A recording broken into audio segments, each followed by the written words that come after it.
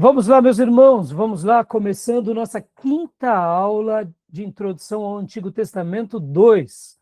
Mais uma vez, boa noite, graça e paz, meus irmãos e minhas irmãs. Boa noite, graça e paz. Boa noite, graças a paz. Boa noite, graça e paz.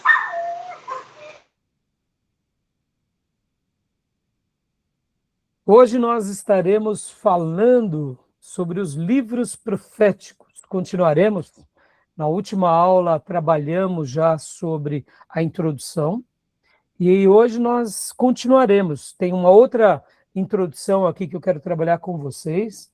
Quero fazer aqui uma síntese com vocês e logo na sequência vamos falar sobre o profeta Isaías, profeta Jeremias e Cantares, ou melhor, Lamentações de Jeremias. Eu coloquei Cantares, Lamentações de Jeremias. Tá bom, meus irmãos? Então hoje a gente vai se divertir muito aqui, vai ser uma noite muito abençoada com a graça do Pai, tá bom? Como é nosso costume, já oramos pedindo a bênção de Deus, porque o seminário é uma batalha espiritual, sobretudo, não é somente um curso teológico, mas é uma guerra espiritual, onde os irmãos receberão, com a graça do Pai, força para ter um ministério longevo e abençoado. E essa fundamentação fará toda a base de vocês, para a vida toda de vocês. Como eu mencionava antes da gravação, eu louvo a Deus pelo meu seminário, porque já sirvo a igreja local há mais de 30 anos, sou um obreiro há mais de 35 anos, e eu não tenho dúvida que Deus me fundamentou na palavra, e no seminário foram dias de treinamento, onde, eu diria, as balizas ali foram lançadas, e aqui estamos, né, com a misericórdia do Pai, pelo auxílio do Senhor, para continuar servindo a igreja do Deus vivo até o último respiro. Então, quero lembrar a todos vocês que seminário também é ministério. Por isso nós devemos regar de oração, de jejum, de súplica, repreender as obras malignas, porque batalhas virão, mas a vitória do Senhor na nossa vida sempre será maior, porque o Senhor é conosco, tá bom? Então, meus irmãos, assim como o profeta Isaías e Jeremias foram profetas longevos e vencedores em meio às provas, que assim sejam conosco também, amém? Então, hoje nós estaremos trabalhando nisso, em nome de Jesus, e eu gosto, né, de ler um texto com vocês. Nós estaremos lendo agora um texto de Isaías, capítulo 6. Hoje a gente vai trabalhar bastante de Isaías, e eu quero também lembrar, né, que essas aulas estão sendo gravadas, para que vocês possam reutilizar depois esse material como desejarem.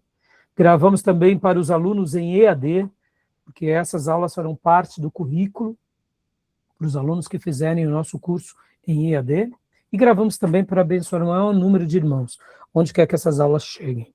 Quem desejar fazer o seminário conosco aqui, em tempo real, de forma síncrona ou assíncrona pelo EAD, entre em contato conosco nas descrições aqui do vídeo, tem os nossos contatos, tá bom? Então, meus irmãos, vamos lá. Isaías capítulo 6, vamos ler aqui um texto de Isaías, do profeta Isaías, capítulo 6. Quero ler com vocês esse texto. E logo na sequência vamos mergulhar aqui, como eu tinha dito para vocês. Na última aula eu falei sobre a introdução dos livros proféticos, né? E aí trabalhamos o cronograma tanto do Stanley Ellison quanto do Hill e do Walton.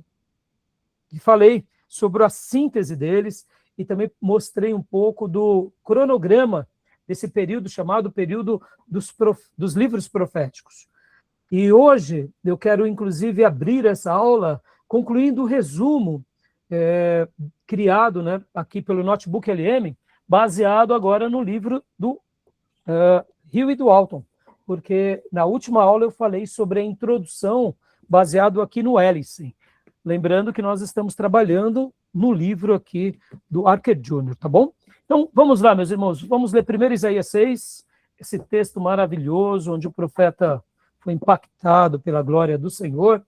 Então, convido os meus irmãos a abrirem a sua Bíblia em Isaías 6, e eu gostaria que o irmão ou irmã lesse para nós 6, do 1 ao 8, ou aqui na versão compartilhada para vocês, ou na sua versão que você tiver em casa, tá bom?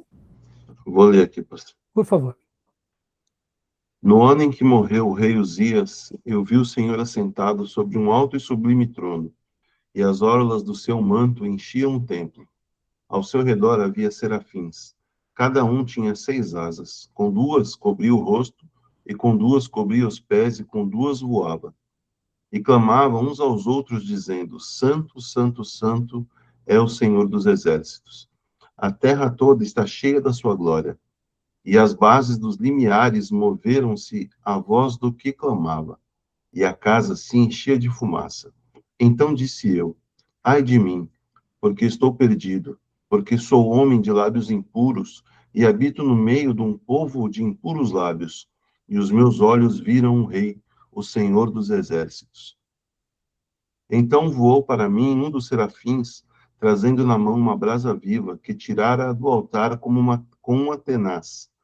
E com a brasa tocou-me a boca e disse: Eis que isto tocou os teus lábios, e a tua iniquidade foi tirada, e perdoado o teu pecado. Depois disso ouvi a voz do Senhor que dizia: A quem enviarei?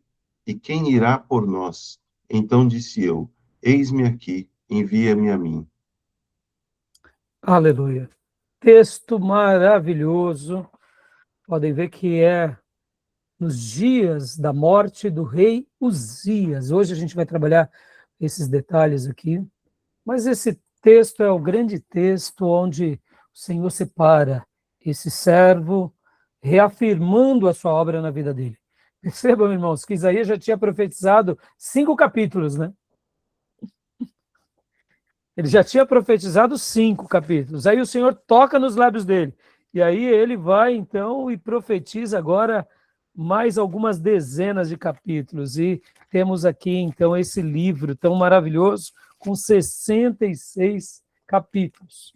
Ou seja, ele precisou de um toque do Altíssimo para continuar sendo boca de Deus entre o seu povo. E esse toque foi maravilhoso. E o desejo do meu coração é que assim como o Senhor tocou na vida desse servo, o Senhor toque em nós também.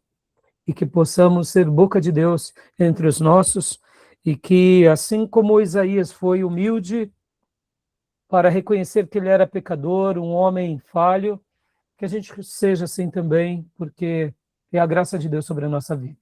Tá bom? Deixo esse texto, porque esse texto é maravilhoso. Ele viu a glória, achou que ia morrer, e pelo contrário, aqui só foi o começo de uma nova fase na vida dele. Que assim seja conosco. Que o Pai nos presenteie pela sua graça, misericórdia, e que ele faça vários começos novos conosco, e quando achar que a gente já chegou no limite, que ainda a gente tenha muita lenha para queimar para a glória do nome do Senhor. Tá bom? Então, meus irmãos, vamos lá. Vamos aqui trabalhar, né, sobre o material apresentado aqui.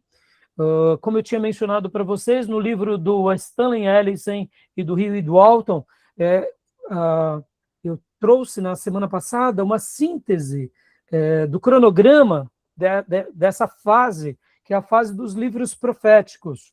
E enquanto eu falava com vocês aqui, eu mencionei os 2 cronogramas, mas, na realidade, eu esqueci de compartilhar com vocês. Hoje eu já mandei no grupo de vocês, né, esse material, tá bom? Mas agora eu quero, inclusive, passar aqui mais uma vez para que vocês possam ver e ter aqui registrado esse momento, né? Aqui, fases e características da profecia em Israel e no Antigo Oriente Médio, baseado aqui na obra do Rio e do Alto, tá bom? Do nosso querido irmão aqui, Panorama do Antigo Testamento, nessa pérola, tá bom? Então, olha só dando uma breve citação, né? Aqui mostrando um pouco sobre o profetismo, né? As fases, o período, Antigo Oriente Médio, paralelo, qual era a função do profeta.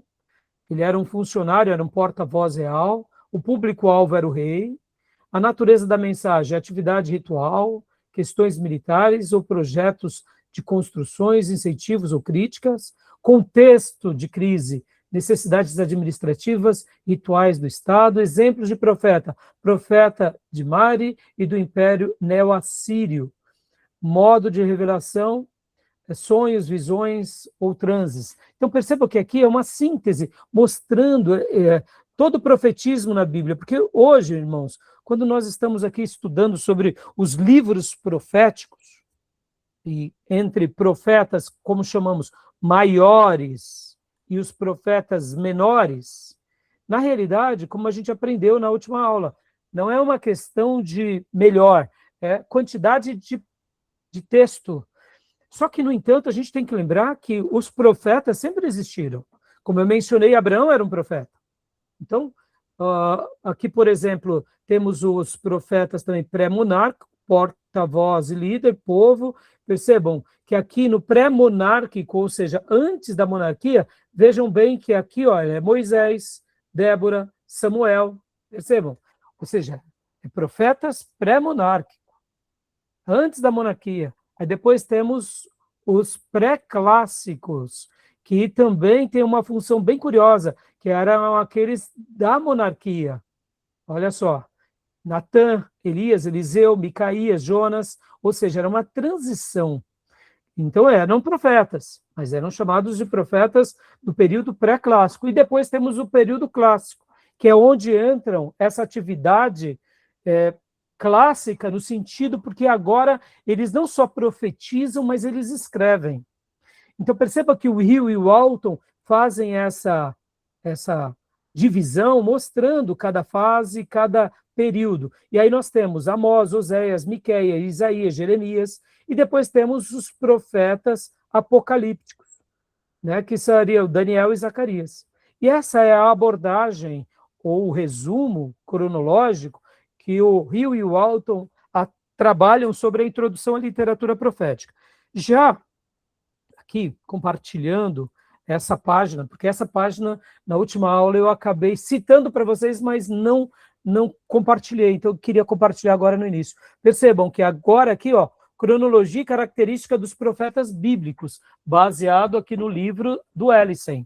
Olha que legal. E aqui ele já traz uma definição um pouco mais diferente. Ele põe os nomes dos profetas, ele põe o tipo de profeta, ou seja, Elias profetizou com palavras. Já, por exemplo, Obadias escreveu. Eliseu foi com palavras. Olha só que interessante.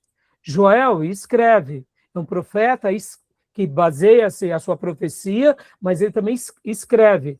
Então percebam que aqui, no livro do Stanley Ellison, ele coloca essas duas classificações. Profetas que profetizavam e eram apenas portas-vozes na pregação, e outros profetas que escreviam. Interessante, não? Ou seja, mostrando cada função deles. Podem ver que a maioria dos profetas são profetas de escrita, ó. Tá vendo? Naum, Miqueias, Isaías, Oséias, Amós, Jonas, né? Com exceção aqui, no caso de Elias, Eliseu, vamos ver aqui, Elias e Eliseu, que todos os outros são profetas escritos. É claro que nos dias ali de Elias e Eliseu temos Micaías também. Mas percebam, e aqui eles colocam as datas, as cidades em que eles profetizaram, e o rei, ou o contexto histórico, o tema da sua mensagem. Então, olha que interessante. É baseado aqui também na introdução aos livros proféticos e a introdução aos profetas menores. Tá bom? Tudo bem? Tranquilo até aí? Alguma dúvida, alguma pergunta? Querem fazer alguma pergunta, alguma dúvida? O slide anterior que está falando sobre a maneira que Deus falava com eles. Em Samuel está falando que não tinha a visão manifesta. Então, quer dizer que de Samuel para frente, Deus já começa a revelar de outras formas? Repete a sua pergunta, Bia, que está um pouco baixo para mim, mas repete.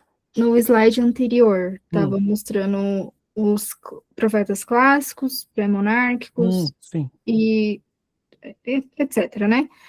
Na parte de Samuel, quando ele é chamado, tá falando lá que não tinha visão manifesta ainda. Quer dizer que dele para frente, Deus se revelava de outra forma? Então, ali é uma pergunta muito boa sua, porque ali a Bíblia fala que naqueles dias não estava tendo visões e profecias, etc e tal, aqui, né, Bia? Aqui nesse slide. que você... nessa última coluna. Na última coluna. Sonhos, visões ou transes. Aqui, né? Isso. Isso. Aqui. Então, Samuel. Comunicação direta e liderança. Olha só que interessante. Nos dias de Samuel, vamos lá, vamos pegar o texto bíblico, Bia. Vamos pegar o texto bíblico, vamos lá em 1 Samuel. Vamos fazer essa lição de casa juntos. Olha que interessante. Vamos lá.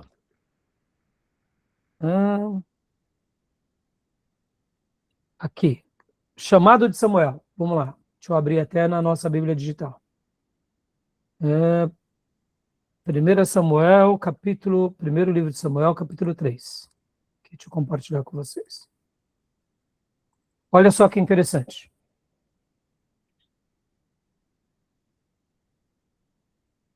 Entretanto, o menino Samuel servia ao Senhor perante Eli. E a palavra do Senhor era muito rara naqueles dias. Perceba, a palavra do Senhor era muito rara naqueles dias. Na NVI diz, naqueles dias, raramente o Senhor falava, e as visões não eram frequentes. Perceba, deixa eu te fazer uma pergunta, Beatriz. Deus tinha falado nos dias de Moisés? Sim. Deus falou também nos dias de Josué? Sim. Nos dias de Juízes, que foram aquele período de por volta de 350 anos, bom, nós já estudamos o livro de Juízes, inclusive temos aquele estudo que Juízes pode ter durado por volta de 300 a 350 anos, ou pode ser que o livro de Juízes durou 150 anos, sendo histórias simultâneas, né?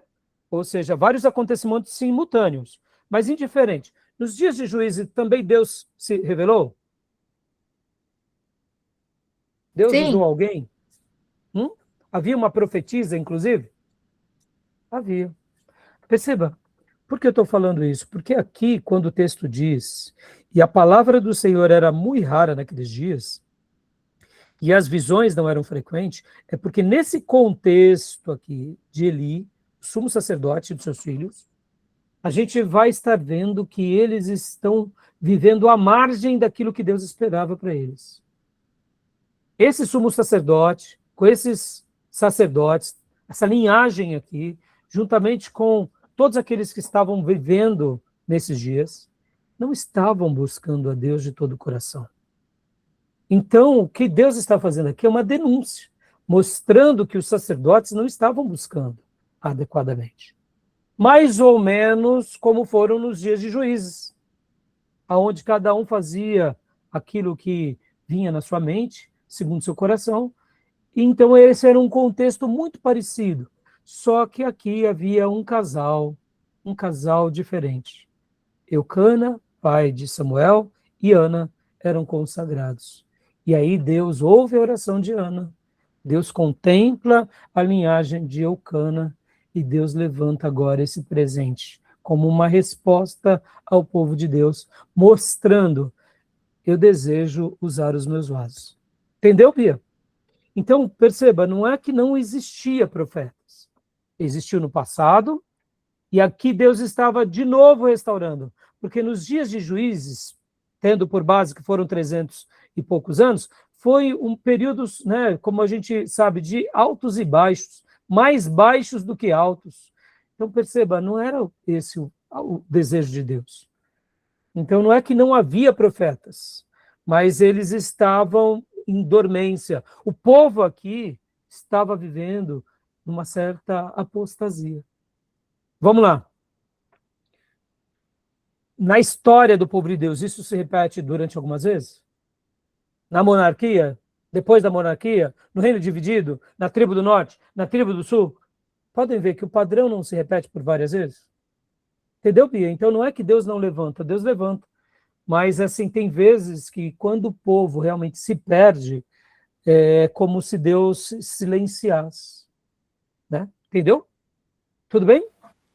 Ficou claro, pastor. Ficou? Porque dizer que Deus não levantava, né? Deus sempre vai levantar, Bia, mas vamos pegar outro exemplo aqui, só para fechar. A história do cristianismo. Os primeiros 300 anos da igreja cristã foram maravilhosos.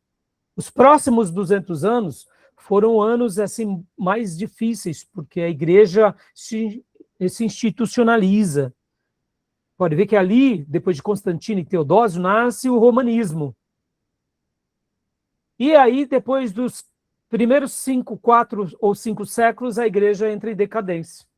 E aí eu pergunto, será que não teve ninguém piedoso na Idade Média? Claro que teve, mas eles não tiveram voz diante da impiedade do povo. E depois da Reforma Protestante, a gente vê a mesma história. A gente vê que Deus levanta pastores para fazerem a reforma, levanta outros antes da reforma que morrem, e depois a igreja passa também por apostasia. Mesmo depois da Reforma Protestante. Vejam bem que John Bunyan, aquele ferreiro que escreve o Peregrino, ele não podia pregar na Inglaterra. Ué, por que não podia pregar? Eu faço a pergunta aqui para vocês, seminaristas. Por que John Bunyan, que era um ferreiro, não podia pregar e ele foi preso por 2 vezes porque ele pregava? Vamos lá, por quê? Era porque ele não tinha estudo, né? Isso, é quase isso. Você lembra, Tomé? Estou lembrado não, pastor. Não? Então eu vou explicar para vocês. A Bia acertou. É isso aí, Bia. Não é que ele não tinha estudo propriamente dito, porque olha só, ele escreve quase 50 livros, ou mais de 50 livros. O Peregrino e a Peregrina são os grandes clássicos dele. No entanto, John Bunyan, ele não tinha formação acadêmica, ele não tinha feito seminário. E nos dias dele, o seminário era licenciado ou outorgado pelo rei. Ou seja, só podia ser um pregador licenciado aonde o rei da Inglaterra desse a chancelaria. Mas ele era um ferreiro, né? Então ele não teve estudo como os seus contemporâneos pastores. Ele conhecia a Bíblia, mas ele sentiu o chamado de Deus de pregar na praça. Então falaram, você está proibido. Não, eu não estou, porque Deus me separou, então você vai ser preso. Ele falou, pode me prender. E prenderam ele. Tanto é que ele perde o casamento, porque a esposa dele, ele já era um ferreiro, irmãos. Naqueles dias, o ferreiro fazia o trabalho de latões, fazia latas, ferraduras. Era uma vida muito simples, irmãos. E ainda o provedor foi preso. A mulher não aguentou e foi embora. E depois soltaram ele, e ele mesmo assim continuou pregando, foi preso 2ª vez. E aí chegaram à conclusão, não adianta prender ele, porque ele vai continuar pregando. E aí, resumindo a obra dele, ele compôs várias obras, e ele começava a pregar, e vinham pessoas de todo lugar para ouvir o ferreiro. Eu te digo, olha só, que absurdo, não? Num país que já tinha reconhecido o protestantismo, mas que agora estava também trabalhando debaixo do quê? Da política. Aí eu te pergunto, tá certo isso, irmãos? Não. Mas percebam o ciclo, né? Olha o ciclo como ele se repete. Da velha aliança, antes da monarquia, na nova aliança, na história da igreja. Estão entendendo? Entendeu, Beatriz? Ficou claro? Tudo bem? Ficou, pastor. Tudo beleza. Certo. Então tá jóia. Então, voltando aqui, meus irmãos. Vamos lá. Então, eu já fiz o resumo com vocês aqui do material, né? Aqui do Stanley Ellison, e agora nós estaremos passando aqui para vocês, rapidamente, os slides da introdução dos livros poéticos baseados aqui no Rio e do Alton, tá bom? Então vai ser bem rapidinho, para a gente entrar já em Isaías. Então, Tomé, leia para nós, por gentileza, meu irmãozão, por favor, leia para nós, por favor, aqui, esse material. Opa, só um segundinho. Opa. Só um segundo. Deixa eu só colocar aqui de novo. Aqui. Joia aqui. Então, deixa eu ver aqui. Pode ler para nós, Tomé, por gentileza.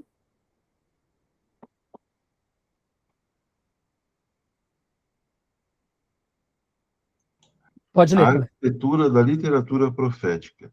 Uma análise estrutural do porta-voz divino, da mecânica oracular e do plano escatológico no Antigo Testamento. Joia. Como eu falei para vocês, meus irmãos, cada material vai ter uma abordagem, tá? Cada material vai ter uma abordagem. Então, percebam que o Stanley Ellison fala profetas de palavra e profetas escritos. Não é que eles são diferentes. Deixa eu dar até uma síntese, tá, meus irmãos? Por exemplo, eu sou um pastor mais voltado à palavra. Eu tenho um livro só escrito, que é esse daqui, né, o livro de Judas. Tenho muitos materiais para ser lançados ainda como livros, mas o meu foco é ensino e pregação. Então, hoje, pelo advento da tecnologia, das gravações de áudio, de vídeo, então eu tenho muito material, mas eu sou um pastor de palavra, não de texto. Curioso, não? Eu gostaria de ser um pastor de texto, porque o texto perpetua, mas está dentro do meu chamado. Né? Hoje eu me preparo para que um dia, né, todo esse material vire livro, mas eu aguardo em Deus, e, enquanto isso, continuo pregando as minhas mensagens e continuo ensinando os meus alunos e pastoreando as ovelhas, né? E proclamando o evangelho. Mas percebam, tem pastores que são mais voltados para uma linha, outros para outra. E aqui, no material que a gente está estudando agora, a gente vai ver um pouco isso, a característica da maneira em que ele aborda aqui sobre os períodos, né, como eu mencionei há pouco, antes, né, período clássico, pré-clássico, etc. e tal. Tá bom? Então, agora a gente vai ver um pouco dessas diretrizes. Então, continua para nós, Tomé, por gentileza. O porta-voz do projeto divino. Na antiguidade bíblica, o profeta, Nabi, o chamado, não atua como adivinho, mas como porta-voz ou embaixador oficial. Ele transmite as interações, reações e o programa do seu soberano. Muito bem. Só uma pausa, Tomé. Perceba, ele não é o adivinho, ele não é o profeta do óbvio, tá, meus irmãos? Deixa eu ensinar uma coisa aqui para vocês, que isso daqui vai ser determinante. Nós que trabalhamos com o público, criamos uma percepção do público, tá bom? E nós que trabalhamos com pessoas, adquirimos uma sensibilidade além da média da maioria das pessoas. Muitas vezes, que nem, por exemplo, eu olho no rosto de um irmão e já noto que ele está atribulado. Eu poderia agir como um adivinho, dando uma ideia de que Deus está me revelando algo. Longe de mim de fazer essa loucura. Porque se eu chego para o irmão e falar, irmão, você na sua tribulação, é óbvio, o irmão está atribulado, meus irmãos, semblante abatido, você acha que ele não vai achar que é Deus falando com ele? Agora eu te digo, isso é uma profecia da minha parte ou é uma profecia de Deus? Percebam, olha o perigo. Quem trabalha com o público cria uma percepção do público, ele cria uma sintonia com quem ele fala, a psicologia comportamental. A gente acaba sabendo interagir sobre isso. Por exemplo, meus irmãos, é normal você sentir-se mais envolvido ou menos envolvido. E muitas vezes você pode usar de artifícios humanos e emocionais para conduzir isso em nome de Deus. Percebam, olha que perigo. Aqui, meus irmãos, era o profeta puro, ou seja, era a boca de Deus falando. Não era querendo agradar as pessoas. O falso profeta, ele usa dessa percepção para poder transmitir algo que não é de Deus, mas ele fala como se fosse de Deus. Por isso que tem tanta gente sendo enganada. Então, vocês que estão estudando sobre isso, esse assunto aqui é maravilhoso, mas isso daqui gera em nós um temor e um zelo muito grande. Então, meus irmãos, em nome de Jesus, jamais se esqueçam dessa aula. Tenham temor. Falem apenas o que Deus quer que você fale. Agradando ou não agradando. Mas não usem da percepção humana em nome de Deus, porque isso também é um pecado, tá bom? Tudo bem? Compreenderam? Porque, meus irmãos, na hora que eu digo algo em nome de Deus, sem que Deus tenha me dito, eu estou me tornando um falso profeta, porque eu estou falando em nome do Senhor aquilo que Ele não disse para eu falar. Percebam? Deus não me deu essa autoridade de usar a minha percepção, o meu expertise, o meu domínio psicológico para poder manipular as pessoas. Os políticos podem fazer isso, os grandes gestores podem fazer isso, mas nós, como pastores, não podemos fazer isso.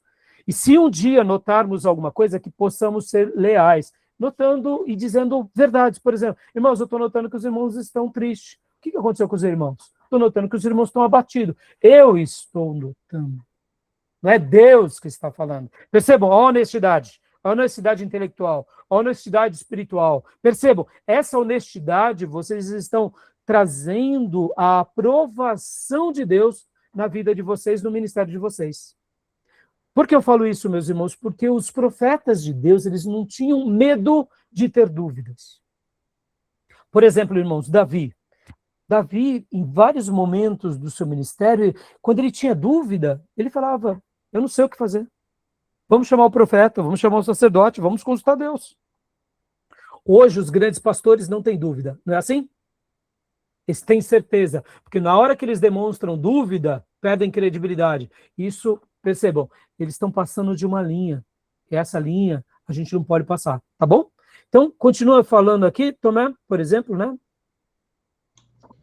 A origem, o rei, Deus, o detentor do programa divino, o canal, o embaixador, o profeta, transmite palavras, intenções e reações oficiais.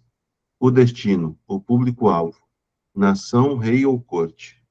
Lembram que nos dias de Acabe e Josafá, haviam muitos falsos profetas, que profetizavam tudo que Acabe queria.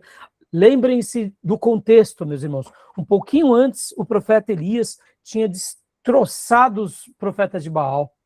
Agora tinham novos profetas ao lado de Acabe, profetizando apenas o que Acabe queria. Mas tinha um lá, chamado Micaías, que nunca falava as coisas que Acabe gostaria.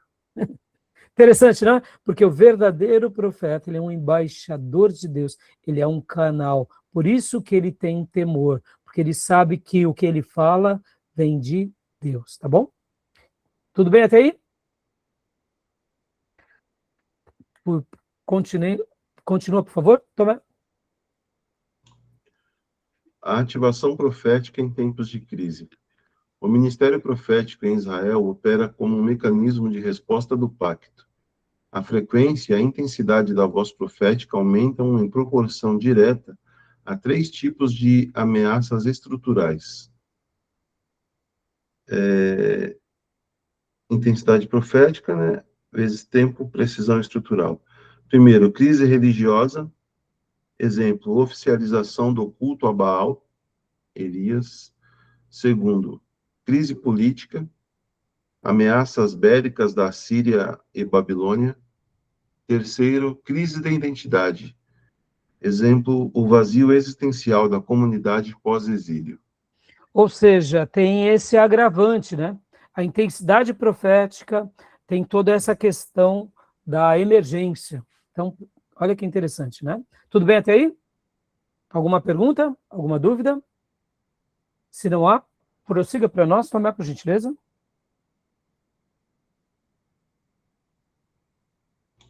A divergência israelita no Antigo Oriente Médio.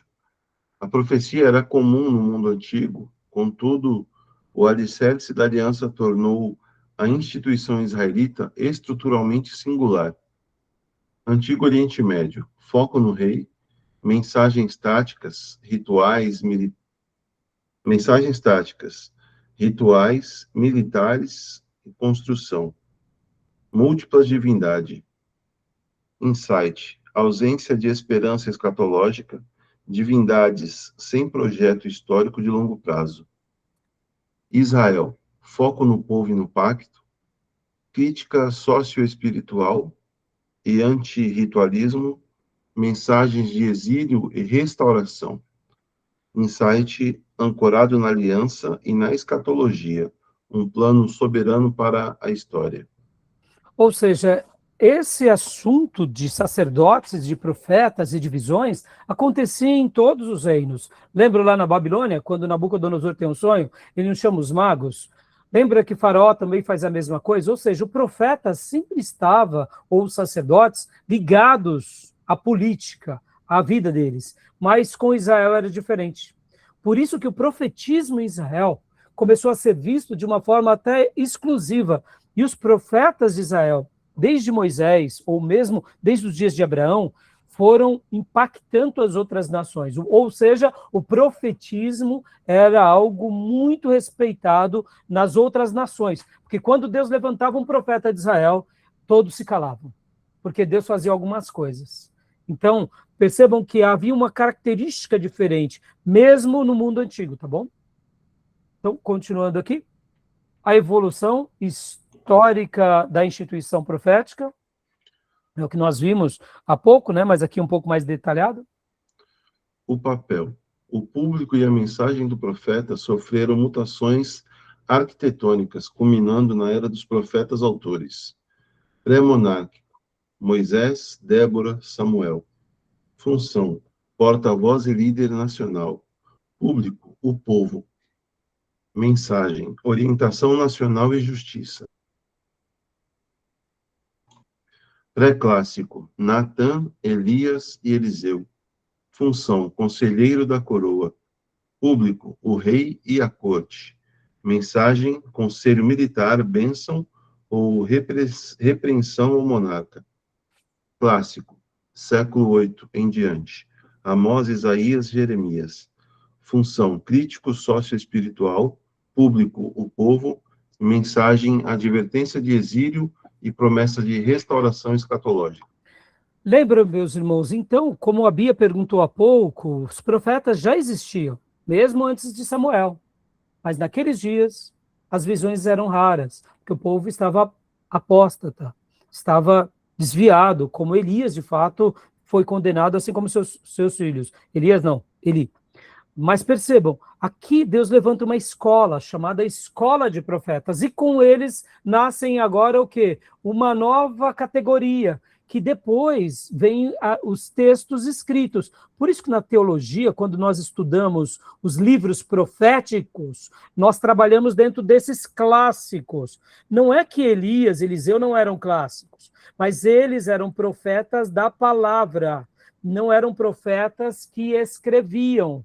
As profecias que foram escritas se tornaram clássicas. Então, dentro da teologia, nós dividimos só para compreender melhor esse cenário, tá bom? Podem ver que depois, aqui é o período da lei, né? Ou seja, antes da lei, e agora aqui é o período chamado período dos profetas. E no Novo Testamento não é a era da graça?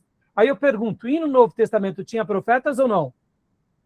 Tem profetas, vemos isso com Ágabo, falando para Paulo, vemos isso em Atos 13, na igreja de Antioquia, havia profetas e mestres. O Novo Testamento também tem profetas, mas agora no Novo Testamento a gente já trabalha dentro da questão da dispensação da graça, mas tem profeta. Mas o período dos profetas, a gente usa como esse período clássico, onde eles escreveram. Podem ver que Jeremias está dentro dos clássicos, mas é ele que escreve a respeito de Elias e Eliseu. Ou seja, ele restaura. Mas aqui é uma questão de terminologia, tá bom, meus irmãos? Só para vocês saberem, quando vocês ouvirem isso, vocês entenderem que período está, ou o que o autor ou a teologia está mencionando, só por uma questão mesmo didática, tá bom? Tudo bem até aí? Continua para a gente, Tomé, por gentileza. O alicerce da profecia clássica. A profecia clássica exige um paradigma onde o divino possui absoluta soberania sobre o tempo. A ausência de um plano final na teologia mesopotâmica impossibilitou o surgimento da escatologia fora de Israel. Desde o início, faço conhecido o fim. Desde tempos remotos, o que ainda virá. Digo, meu propósito permanecerá em pé e farei tudo o que me agrada. Isaías 46:10. Essa teologia do projeto de longo prazo é a força motriz exclusiva por trás dos profetas literários. Ou seja, profetas literários é aqueles que escrevem. Profetas de palavra é aqueles que fizeram uma obra. Tá bom? Então, tudo bem até aí? Continua para a gente, por favor, irmão. A mecânica apocalíptica, visão versus mensagem. O erro hermenêutico mais comum na literatura apocalíptica é confundir a visão com a mensagem. A visão é apenas a ocasião, o detalhe, o simbólico, não é o foco. A visão, caos simbólico. Exemplo, cavalos entre murtas, mulher em um cesto. Regra: o simbolismo não revelado não faz parte da mensagem, pode ocultar em vez de revelar. A mensagem: a realidade clara. Exemplo: Deus ainda se interessa por Jerusalém. A idolatria será purificada. Ou seja, né, a decantação divina. Nem sempre a visão pode ser totalmente compreendida. O importante é a mensagem que aquela visão traz. Tá bom, meus irmãos? Então, continuando aqui. A arquitetura oracular da mensagem. Por favor, Tomé. Os discursos proféticos são construídos a partir de 4 blocos oraculares primários, cujas ênfases se adaptam drasticamente ao trauma do exílio. Acusação: pré-exílico, idolatria, ritualismo, injustiça social. Pós-exílico, falta de honra devida ao Senhor. Juízo: pré-exílico, político projetado para o futuro próximo. Pós-exílico, interpretação de crises recentes contemporâneas. Instrução: pré-exílico, rara, apelo genérico para abandonar o pecado. Pós-exílico, frequente, direcionada a situações específicas. Esperança: pré-exílico, livramento para a geração futura após o juízo. Pós-exílico, restauração religiosa imediata, sem período definido de juízo. Tudo bem? Estão compreendendo? Alguma pergunta? Não, tranquilo. Então, prossiga, Tomé. Já estamos concluindo essa parte. Mudança de paradigma. Previsão versus a ementa divina. A profecia não foca na previsão passiva, mas na causa. Deus não prevê o futuro, ele o decreta. O profeta distribui o documento oficial. O mito, a bola de cristal. O conceito de que o profeta é exaltado por adivinhar passivamente o que vai acontecer. A realidade, a ementa, a sentença. A ementa não prevê a aula, ela apresenta a intenção do professor, que tem o poder de executá-la. A profecia é o plano contínuo em ação. Traduzindo em miúdos aqui, meus irmãos, o que importa não é o profeta, é a profecia. Porque muitas vezes a gente tem essa mania de exaltar o profeta e não a profecia. O pregador e não a mensagem. Nós gostamos disso porque na nossa natureza falha, a gente gosta um pouco de prestigiar as pessoas como se elas tivessem o controle da situação. Não, o profeta não tinha. Porque o que importava era a mensagem de Deus que iria se cumprir com aquele profeta ou mesmo depois que ele partisse. Porque era Deus na história. O profeta é só um canal. A pregação é uma bênção, mas a mensagem é magnífica. O pregador é importante, mas a mensagem é insubstituível. Nós não somos a mensagem, proclamamos a mensagem. E o profeta sabia disso. Ele não estava dando mais destaque a ele ou à obra dele. Ele estava dando destaque à mensagem de Deus, aos fatos de Deus, a ementa ou sentença ou cumprimento. Por isso que o profeta não tem nada a ver com esse misticismo de bola de cristal, de pessoas vaidosas. Ele, pelo contrário, ele se apequena diante da grandeza da revelação, tá bom? Mensagem e o cumprimento, 2 trilhas distintas. Leia para nós, Tomé, por gentileza. O cumprimento é o desdobramento na história. A mensagem é a proclamação original. Estudar profecia apenas em busca de cumprimentos ignora a palavra revelada ao público contemporâneo. A mensagem, palavra com autoridade fixa, entendida pelo profeta e relevante para sua época, não muda, identificada com a intenção do autor original. Ou seja, meus irmãos, todos os verdadeiros profetas não se importavam com seus destinatários, sejam eles reis, povo, outras nações. Eles eram fiéis. Se agradassem, ótimo. Se não agradassem, tudo bem. Natã fez isso com Davi. Jeremias fez isso com Jerusalém. Falou. Graças a Deus, Davi era crente. Mas se fosse Natã falando a Saul, Natã estava decepado. Ia morrer. Era ou não é? Mas ele não estava preocupado, porque ele era profeta. Então, percebam, a mensagem é muito clara. E eles descansavam, porque eles eram apenas portas-vozes. Não era eles que importavam. Era a mensagem de Deus ao povo de Deus. O cumprimento. Leia para nós também. O cumprimento. Desdobramento histórico-dinâmico. Pode tomar rumos inesperados ou obscurecidos.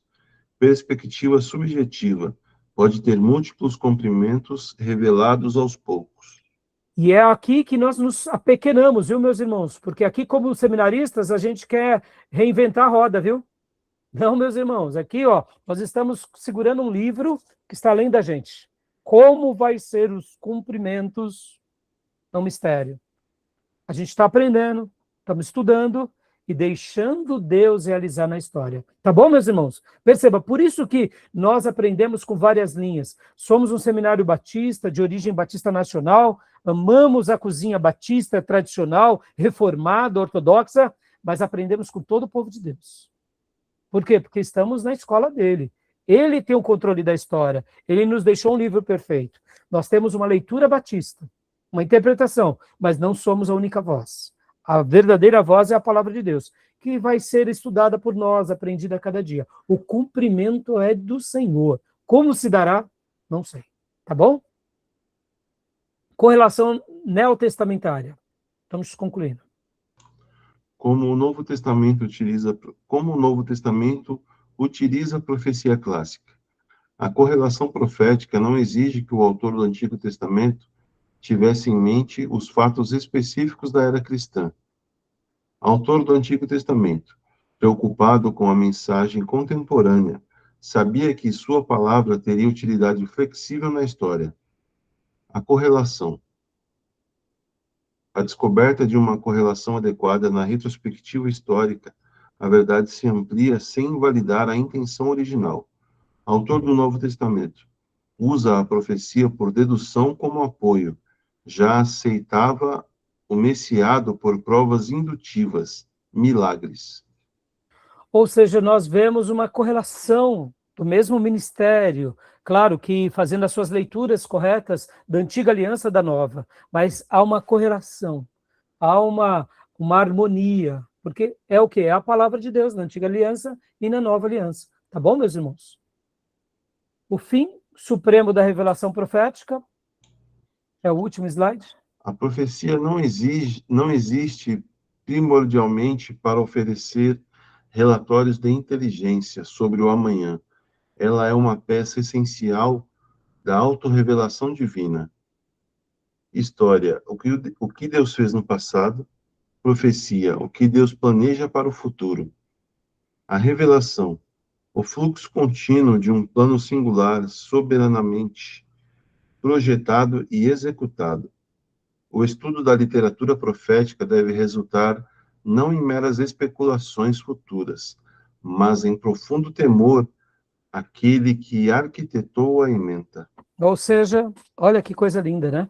É como Deus agiu no passado, o que Deus pretende fazer no futuro, e assim a gente vai trabalhando dentro dessa inteligência, dessa revelação. Tá bom, meus irmãos? Aqui, como eu disse para vocês, esse foi o material do Rio e do Alton, baseado naquilo que ele chama, no seu livro aqui, sobre a introdução, deixa eu pegar aqui, ele chama da seguinte forma, literatura hebraica, não, introdução à literatura profética, tá bom?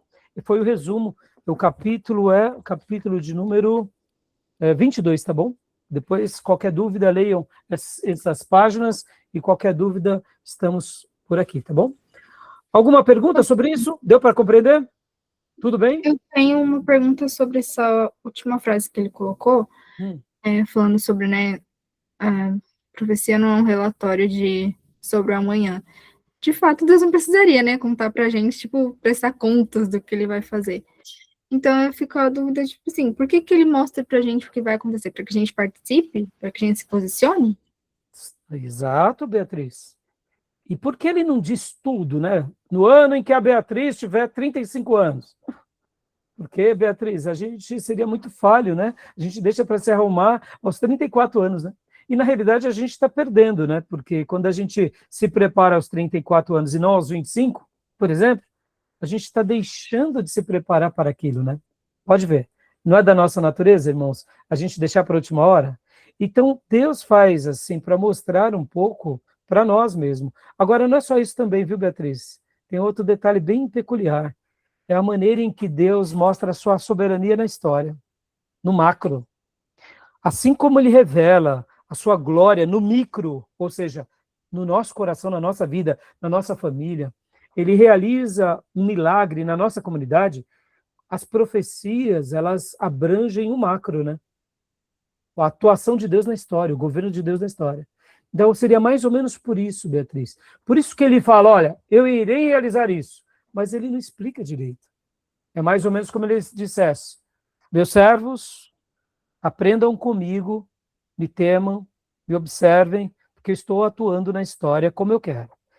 No entanto, fiquem atentos, não percam o temor.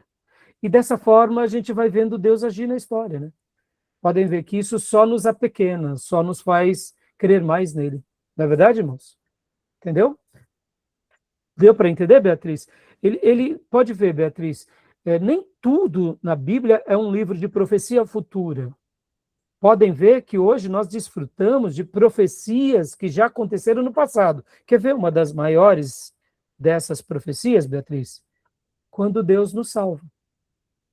Quando Deus nos transforma. Ou seja, o poder do cumprimento da profecia do passado, da obra de salvação em Cristo, quando cremos agora, aquele milagre se faz presente hoje na nossa vida. Ou seja, é a profecia que já foi cumprida na obra de redenção, de salvação, no momento que a gente crê agora, o milagre acontece agora. Ou seja, é atemporal. Então percebam que muitas profecias têm a ver com aquilo que Deus já fez. Outras têm aquilo que Deus fará. Percebam, um dia o Senhor virá nos buscar, no piscar dos olhos. Ou seja, no piscar, quando a gente, num piscar de olhos, né? Como diz as Escrituras. Aos que estiverem vivos serão arrebatados. E aos que já dormirem serão transladados e também arrebatados. Perceba, é futuro essa. Mas e hoje? Quantas são as graças e as vitórias que nós já temos daquilo que ele já conquistou? Por exemplo, a nossa vitória sobre as trevas. O diabo já foi vencido na cruz. Logo, quando eu me aproprio dessa promessa hoje, é como se eu estivesse me apropriando daquela promessa do passado que já foi concretizada na cruz. Quando Jesus morre na cruz, pega as chaves da morte, vai ao Hades, destrói o diabo, é como se Deus já tivesse feito tudo. Mas o diabo ainda está aí. Por quê? Porque há uma profecia futura sobre o julgamento dele, mas ele já foi vencido na cruz, ou seja, a nossa vitória já foi adquirida. Então perceba que muitas coisas que acontecem na nossa vida já foi conquistada. Basta nós nos apropriarmos. Por que pregamos o evangelho? Porque essas verdades já foram dadas. Todo que crê, todo que se arrepender, todo que viver as verdades do evangelho, as promessas de Deus cumprirão nele, né? Então, compreendeu, Beatriz? Eu acho que é mais ou menos por aí, tá bom? Certo. Beleza? Mais alguma pergunta, meus irmãos? Tranquilo? Então, meus irmãos, vamos começar aqui agora. Ah, que delícia. Vamos lá, vamos começar aqui. Olha só. Vou compartilhar aqui para vocês. Profeta Isaías, glória a Deus. Venha para nós, Diego. Vamos lá. Príncipe dos Profetas, a arquitetura literária teológica do livro de Isaías. Um guia visual para o microcosmo bíblico, o contexto histórico e a precisão messiânica do quinto evangelho. O profeta Isaías, meus irmãos, ele é conhecido pela teologia como o quinto evangelho. Por quê? Porque ele falou tanto de Jesus, ele falou tanto de Jesus lá na Velha Aliança, que ele é quase como o quinto evangelho. É um profeta que escreveu antes dos evangelistas, mas ele acaba sendo praticamente o quinto evangelho. porque ele fala tanto de Jesus, da obra de Jesus, da salvação de Jesus, do governo de Jesus, da pessoa de Jesus, do servo sofredor, que é fantástico, entendeu? Então a gente vai agora mergulhar nesse livro, e como eu disse, hoje a gente vai trabalhar nele, Jeremias e Lamentações, tá bom? Então, leia para nós, Diego, por gentileza. Já li o primeiro. Esses slides baseados aqui no Stanley Ellison, tá? Então, leia para nós, por gentileza.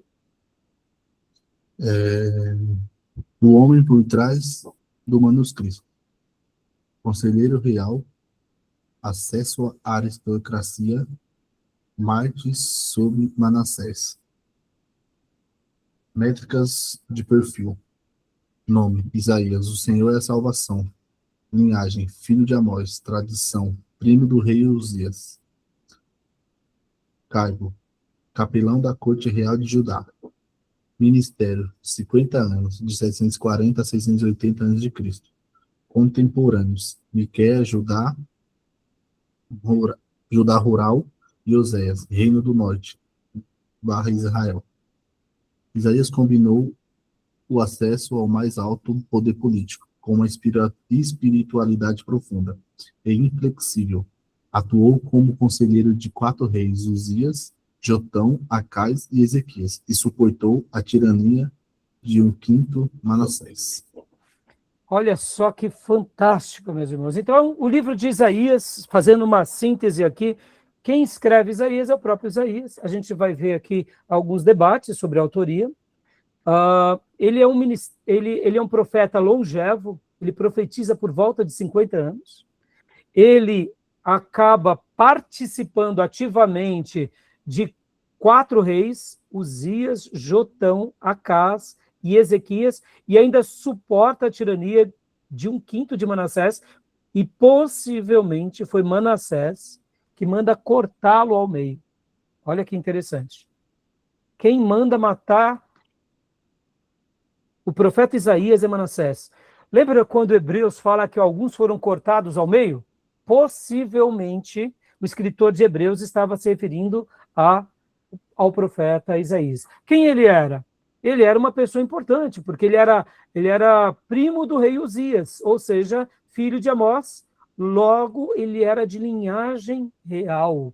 Ele morava nos palácios. Ele era um palaciano. Olha que interessante. O nome dele significa o Senhor é a salvação. Percebam, meus irmãos, ele é um conselheiro real, acesso à aristocracia e foi mártir sobre Manassés. Então, esse profeta foi fantástico, tá bom? Então, assim, o que eu gostaria de destacar aqui para a gente fechar, e a gente vai continuar depois do intervalo.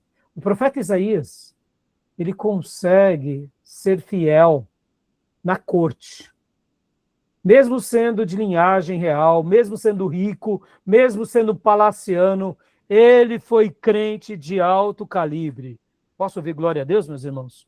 Ou seja, é prova de que Deus levanta uns no campo, como foi no caso Oséias, Miqueias, entre o povo de forma rural, mas Deus levanta uns no palácio. E esses do palácio são fiéis, ao ponto de sofrerem com reis desviados e serem mortos até por um grande desviado, mas não nega a sua fé e continua fiel do começo ao fim.